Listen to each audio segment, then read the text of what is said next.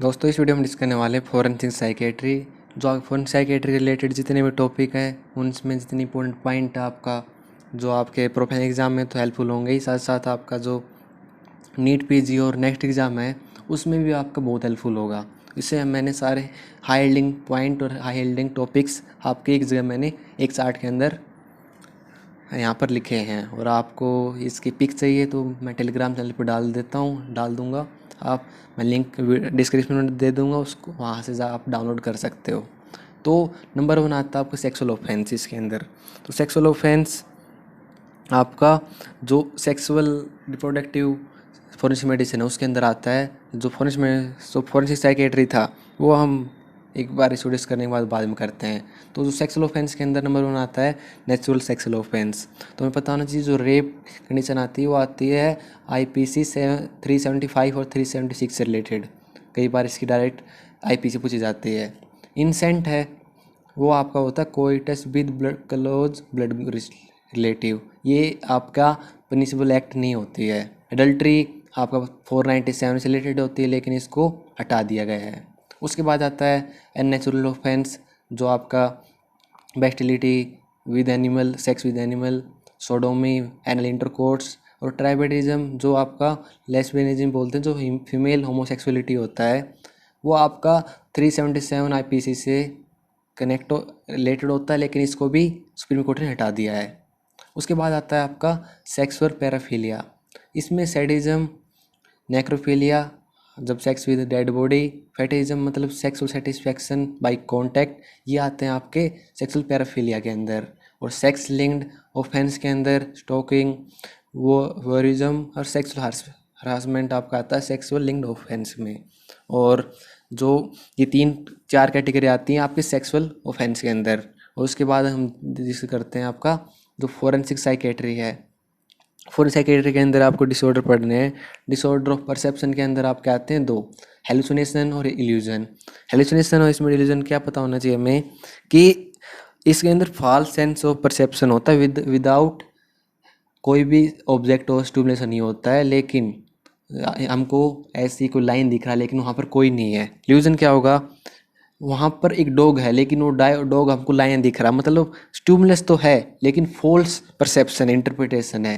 तो यदि stimulation present है तो इल्यूजन, यदि प्रेजेंट नहीं है तो हेलुसिनेशन। दोनों में ही फॉल्स सेंस ऑफ परसेप्शन होता है लेकिन एक जगह स्टिमुलेशन एब्सेंट रहता है, इसमें प्रेजेंट रहता है। उसके बाद disorder of thought, thinking, speech, इसमें आते हैं आपके डिल्यूजन सबसे पहले होता है। इसके अंदर क्या होता है कि false belief in something which is not a fact और which persist even after its falsity has been clearly demonstrated. कुछ लोग इतना दिमाग में एक बिलीव बना लेते हैं, वो यदि आप प्रूव भी कर दो कि गलत है लेकिन वो फिर भी नहीं उसको छोड़ पाता है, उसी को डिलीजन बोलते हैं। ऑब्सेशन मतलब लगातार आपका एक ही आइडिया को बार बार दिमाग में आना। कंपल्सन उसको ऑब्सेशंस के रिगार्डिंग कोई एक्शन लेना। उसके बाद आता है डिसऑर्डर ऑफ कॉन्शियसनेस, ये क्या होता है। और हायर फंक्शन इसके अंदर आता है आपका डेलीरियम। डेलीरियम के अंदर हमें पता होना चाहिए एक acute confusion state where there is a clouding of consciousness. इसके अंदर बहुत कन्फ्यूजन स्टेट आता है, ये आपका डिसऑर्डर आता है कॉन्शियसनेस का और हायर फंक्शन का। इसके अंदर आपको ठीक है ये पता होना चाहिए। ये आपके 3 टाइप डिसऑर्डर थे, disorder of perception, disorder of thought, thinking, speech and disorder of conscious and higher function. उसके बाद आता है दोस्त आपका फोरेंसिक एविडेंस और जो लैब ब्लड स्टेन्स हैं उसके बारे में कुछ बातें आपको पता होना चाहिए। तो नंबर 1 बात आती है ब्लड के रिगार्डिंग। तो ब्लड के रिगार्डिंग बेस्ट स्क्रीनिंग टेस्ट होता है फोरेंसिक एविडेंस के लिए, वो होता है आपका फिनोप्थलीन टेस्ट। उसके बाद आता है बेस्ट कन्फर्मेटरी टेस्ट होता है स्पेक्ट्रोस्कोपी टेस्ट। ठीक है, ये दोनों पॉइंट हमें पता होना चाहिए। उसके बाद सीमन में आपको फोरेंसिक एविडेंस के लिए क्या पता होना चाहिए, को जो टेस्ट किए जाते हैं सीमन में वो होता है फ्लोरेंस टेस्ट और बारबियोर्स टेस्ट। ये आपके सीमन के लिए किए जाते हैं। हेयर के लिए ह्यूमन हेयर थिक के अंदर थिक कोटेक्स होता है, एनिमल हेयर के अंदर थिन कोटेक्स होता है। और बाकी जो सलाइवा, यूरिन और मिल्क है वो भी हम यूज़ कर सकते हैं फॉर फोरेंसिक एविडेंस। उसके अलावा आता है आपका DNA technique. DNA technique forensic medicine के अंदर नंबर 1 आती है डीएनए फिंगरप्रिंटिंग, बेस्ट होती है। और आपका इसके लिए मसल फॉर डीएनए कलेक्शन किया जाता है। उसके बाद आता है नेक्स्ट मोस्ट प्रीफर्ड मेथड, वो आता है आपका एसटीआर एनालिसिस। एसटीआर क्या होता है? Short tandem repeats.